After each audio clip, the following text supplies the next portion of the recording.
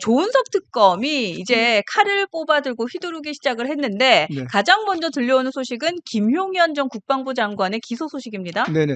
김용현 전 국방장관이 이달 26일입니다. 네. 1차 6개월 구속 만기가 되기 때문에 석방되기 전에 조은석 특검이 두 가지 제목을 붙였습니다. 네. 공무집행방해죄와 증거인멸 교사죄로 추가 기소를 했습니다. 이것도 아마 지기현 판사가 담당할 예정인데요. 네네. 이것이 이제 받아들여지게 되면은 6개월 더 추가로 구속할 수 있는 길이 열리게 됩니다. 그러니까 요 앞단에서의 얘기를 조금 더 이어서 가면 이 앞단에 있었던 일이 보석에 대해서 나 네. 나간다, 나가지 네네. 마라, 뭐 안 네. 나간다 이런 얘기가 네네. 있었는데 이게 자체가 사실 이슈가 있었을 때 얘기가 네. 검찰에서 일을 잘 못해서 이런 일이 있는 거 아니야라는 지적이 사실 좀 있었잖아요. 네, 맞습니다. 네네. 그 검찰은 추가 기소를 하지 않고 보석을 해주는 조건으로 일단 신변을 제한하는 그렇죠. 이동을 제한해서 윤석열 전 대통령과의 어떤 말을 맞춘다든가 통신을 제한하는 방향으로 했는데 조은석 특검은 오자마자 6일 만에 바로 네. 추가 기소를 함으로 인해 가지고 정말 우리 검찰의 어떤 능력에 대해서 회의감을 들게 만드는 사건이 되어버렸습니다. 근데 김용현 전 국방부 장관은 그때 당시에 보석을 이제 허가에 의한 보석을 네. 받아들일 수 없다. 나는 네. 항고하겠다라는 입장이었는데 네네. 지금 이 이후에 입장이 나온 게 있나요? 지금 현재로서는 입장은 없고 지금 그 보석은 지금도 유효합니다. 네네. 지금도 김용원 전 국방부 장관은 검찰이 해준 보석에 의해서 나가서 주거가 제한되고 일정 부분 어떤 제한되는 행위로서 나갈 수는 있는데 만약에 이 추가 기소된 구속영장이 네. 지기현 판사에서 받아들여지게 되면은 다시 구속돼야 되는 그런 상황입니다. 자, 그러면 네. 네. 조은석 특검이 한밤중에 저렇게 기소를 시켰는데 네.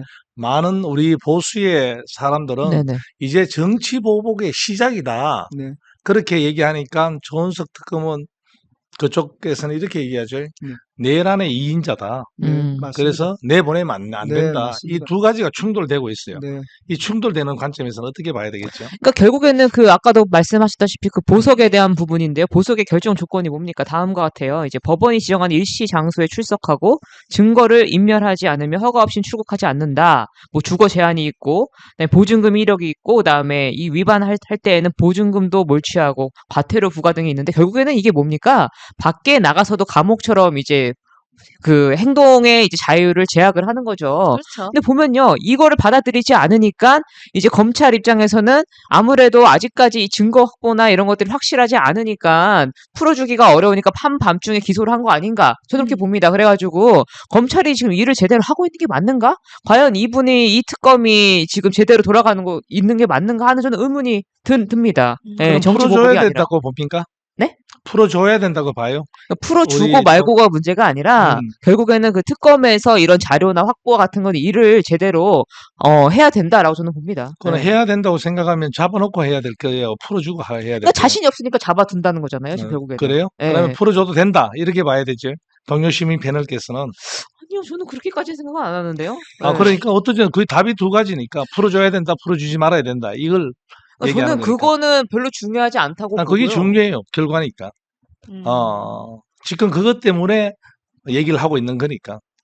그 답을 얻기 위해서 많은 부분이 시끄러워지고 이러는 거니까 풀어줘야 되느냐, 풀어주지 말아야 근데 되느냐. 그거는 뭐 그렇게 법원에서 정치 판단할 보복이냐, 문제고. 정치 보복. 그러니까 네. 동료 시민의 생각을 얘기 듣고 싶죠. 저는 그러니까 그 제가 법원에 판단하는 건 너무나 당연한 얘기. 그렇죠. 근데 그러니까. 제가 뭐 풀어줘야 만다. 이게 저는 그거 관점에서 보는 게 아니라 어. 제대로 특검이 아니, 제가 가동이 돼야 되고. 질문을 그렇게 하는 겁니다. 그러니까 제가 자, 질문 안에만 예. 답을 해야 되는 거 예. 아닙니까? 아니, 그러니까 질문에서 얘기를 하는 자, 두 거니까. 분 진정해.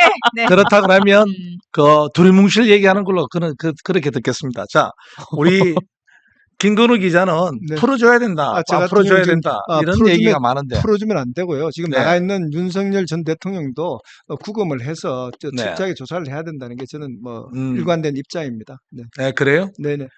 그렇다면 정치 보복은 아니다. 이거를 정치 보복으로 보게 되면 안 되고요. 내란 우두머리 완투인데 이 지금 완은 활개를 치고 있고 투는 지금 갑방에 있다. 이래서 사람들이 굉장히 의아심을 가지고 있지 않습니까? 네네. 저는 완도 구속을 시켜서 지금 심우정 검찰총장이 저는 잘못했다고 봅니다. 그때 당시에 항소에서 법원이 풀어준 거에서 잘못됐다, 음. 재수감해야 된다라고 하지 않은 것이 지금 큰 패착이라고 봅니다. 네, 음. 결과적으로는 선거에서도 아마 한 100만 표는 날아갔을 겁니다. 그러니까 사실 네. 공범들이 네. 7월이면은 다 줄줄이 네. 구속을 할 수 있는 그 기한이 끝나잖아요. 맞습니다. 네. 그러니까 저는 이 한 사람의 문제라는 생각은 들지 않는 네. 거예요. 그러니까 윤석열 전 대통령은 이미 나와 있고, 네. 그리고 지금 김용현도 나올 예정이고, 네. 그 다음에 이제 뭐 기라성 같은 그 장성들도 다들 줄줄이 풀려나는 시점이 지금 한 달 안에 다 도래한단 말이에요. 네. 그러면 지금 형사 재판을 진행 중인 상황에서 주요 공범들이 한꺼번에 다 풀어져 나와 있는 거는 이게 재판을 진행하는 과정에서는 옳지 않다고 생각해요. 네, 네, 맞습니다. 그게 가장 큰 문제인 것 같고, 네. 근데 이제 원래 한밤중에 기소하고 하는 게 이게 이제 포인트 같은데, 한밤중에 기소한 이유가 뭘까를 궁금해요. 그러니까 기소라는 게 어쨌든 뭐 아침에도 되고 점심에도 되고 저녁에도 되는 건가요? 근데 왜 자, 한밤중에 했죠? 거기에 좀 더 깊이 좀 들어가고 싶으면, 네. 들어가고 싶은 것은, 자, 기소를 시키더라도, 지난번에 우리 법원에서, 네. 아까 풀어주는 조건을 얘기했지 않습니까? 네, 풀어주는 조건을 받아주면 나갈 수 있다는 얘기잖아. 네네. 그렇죠. 맞습니다. 그죠? 네, 네. 네. 지금도 나갈 수 있습니다. 그렇죠. 현재로도. 오케이 네, 하다. 그렇죠. 네네. 그렇다 그러면 네. 제가 그 점에서 한번 물어보고 네. 싶은 것은, 조은석 특검이 지금 네. 기소시켜 그걸 막을 수 있을까요? 지금 그래서 법원에- 지금 한밤에 기소를 했다는 것은 네. 김용현 전 장관이 보석으로 나갈 수도 있다는 것을 지금 염두에 뒀기 때문에 최대한 빨리 영장실질심사를 해달라는 의미로 그렇게 봐야 되겠죠. 네, 그게 그런 포인트죠. 의미고요. 네. 제가 봤을 때는 이 부분에 대해서는 두 가지는 명확합니다. 한 가지는 음. 뭐냐 하면은 그 민간인이죠. 그 노원수 그 민간인에게 김용현 국방장관이 비화폰을 줬습니다. 노상훈 씨. 예, 노상훈 씨한테. 네. 이것이 이제 공무집행 방해가 되고요. 또 하나는 자기 이제 비서진에게 컴퓨터와 서류 파기 지시를 내렸습니다. 맞습니다. 그래서 이게 이제 정계 인멸 교사에 해당하기 때문에 제가 봤을 때는 이것은 영장을 받아들이지 않을 수 없다라고 그치. 저는 판단을 합니다. 그러니까 되게 그럼 혀를 잘 하나로 찔렀네요. 이렇게 정리하면, 네.